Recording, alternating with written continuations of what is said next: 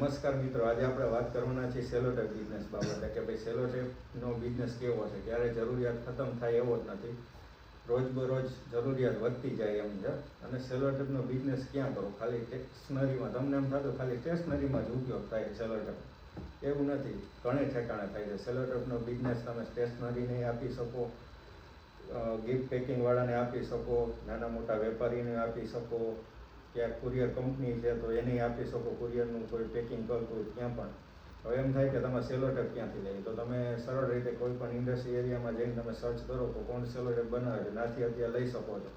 Wholesale વેપારીઓ પાસે પણ લઈ શકો છો. અને કોઈ પણ ઇન્ડસ્ટ્રીમાંથી મળે તો ઠીક છે, નકર એનો ડેટા લેવો હોય કે ક્યાં આ સેલોટેપ બને છે તો તમે ઇન્ડિયા માર્ટમાં સર્ચ કરશો તો તમને મળી જશે કે ભાઈ ક્યાં તમને સેલોટેપ મળી શકે છે, ક્યાં બને છે, ત્યાંથી તમે બાય કરી શકો છો.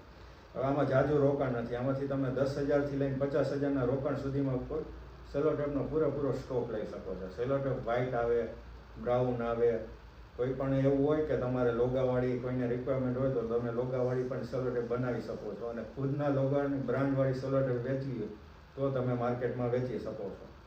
હવે એવું તમને એમ થતું હોય કે ભાઈ આ સેલોટેપ એવું છે કે ભાઈ સ્ટોક કર્યો તો હવે બગડી જશે, આ તે થશે, તો એવું ક્યારેય થવાનું નથી. સેલોટેપનું નાશવંત થવાની નથી, બગડવાની નથી, તો એવું કંઈ છે નહીં.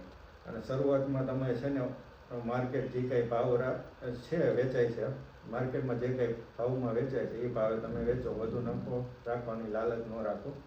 અને રોજબરોજ આપણે મંથલી તમે નક્કી કરતા રહ્યો કે કેટલું સેલ થાય છે અને એનો નફો કેટલો આવે છે એ નોટબુકમાં નોટ કરતા રહ્યો, એટલે તમને ખબર પડશે કે ભાઈ તમારું કેટલો ગ્રોથ થાય છે મંથલી. અને શરૂઆતમાં તો ઓછું જ આવશે જે કંઈ હશે એ, તો ધીરે ધીરે એ વધતો જશે, સ્ટોક વધતો જશે, ધંધો વધતો જશે. ધંધો નાનો કરવાનો છે, મોટા સુધી લઈ જવાનો છે. એવું નથી કે એકવારે મોટો ધંધો કરી નાખવાનો, મેન્યુફેક્ચરિંગ કરી નાખે, એવું. પહેલાં માર્કેટ બનાવો, તમારું માર્કેટમાં નામ હશે, માર્કેટ તમારી પાસેથી ખરીદી કરશે તો તમારું હાલશે.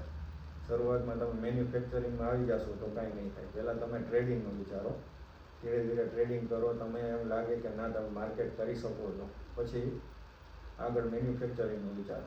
ઓકે, આવા નવીન બિઝનેસ તમને કહેવામાં આવશે. હવે તમારે જોવાનું છે કે તમે કયા ફિલ્ડમાં હાલશો, તમે કેવું માર્કેટ કવર કરી શકો છો, અને તમને શું સ્કિલ છે ને એ પ્રમાણે તમે બિઝનેસ તમારો સેટ કરી શકો છો.